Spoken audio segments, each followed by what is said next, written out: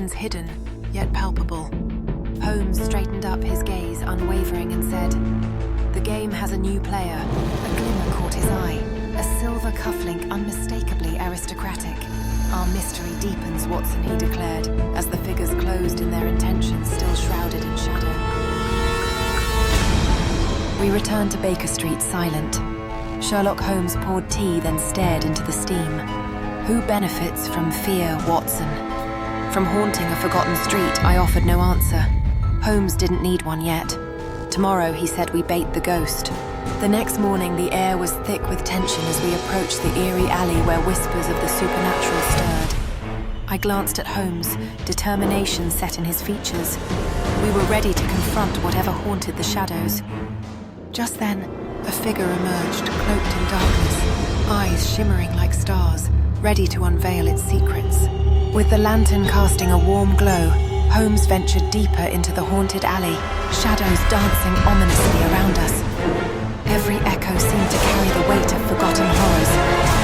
I stood close behind, revolver at the ready, every nerve on high alert, knowing that the confrontation was drawing near. Suddenly, the air thickened with a chilling mist, and spectres emerged from the shadows, their mournful faces echoing lost tales of despair.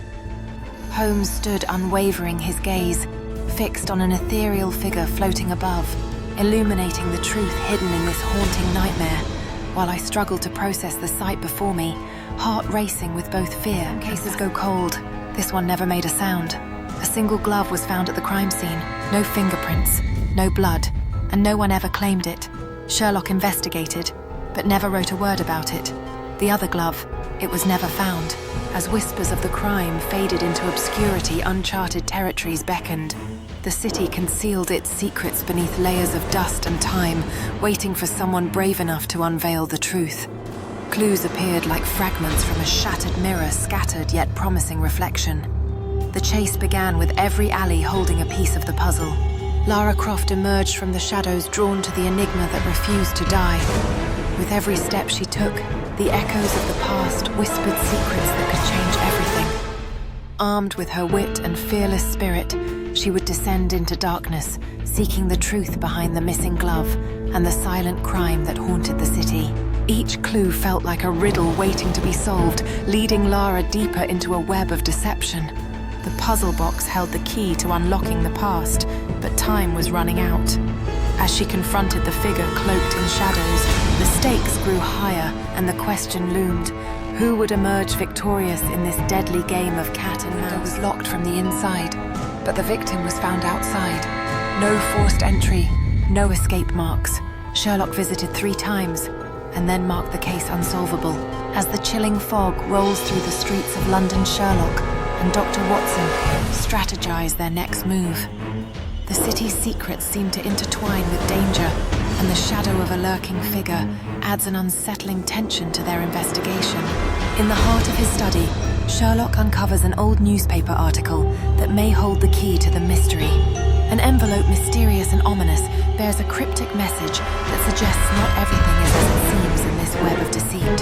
In a narrow alley, Sherlock confronts a key suspect, tension thick in the air as secrets are unveiled. The relentless ticking of a pocket watch echoes, signifying the urgency to uncover the truth before it's too late. Beneath the moon's pale light, an abandoned warehouse stands as a pivotal scene in the investigation. With determination, Sherlock studies a complex map, each note guiding him closer to the heart. Artisans swore they saw the man and his shadow, but photos from the crime scene showed 2 shadows and only 1 body. Even Holmes stopped asking questions. The police investigator examined every inch, trying to unravel what didn't add up. Meanwhile, the city buzzed with whispers, curious about the shadows that danced in the darkness. Frustration mounted as the detective pored over the clues, desperate to find the connection between the shadows. A figure lingered on the outskirts, watching, waiting for the right moment to strike. The detective stood outside the bar, weighing his options, fearing that the answers he sought lay just inside. But deep in the corner, a patron sat quietly, their shadow revealing more than their face could hide. As the detective questioned the bartender, the air thickened with tension, each word carefully chosen. The shadow seemed to whisper secrets, urging him to listen closely to what lay beneath the surface. In a flash of insight, the detective understood the bartender's riddle, igniting a new lead. Outside, the rain began to fall, and with it came the chilling realization that time was running empty. But the clock ticked, then ticked again. Same time, same sound. Holmes removed the clock and said, "This case doesn't belong to time at all." As Holmes delves deeper, he uncovers a clue that challenges everything he knows. The atmosphere thickens with danger lurking just beyond sight. A mysterious letter surfaces its words, dripping with enigma. Outside, shadows dance in the fog, hinting at a danger waiting to strike.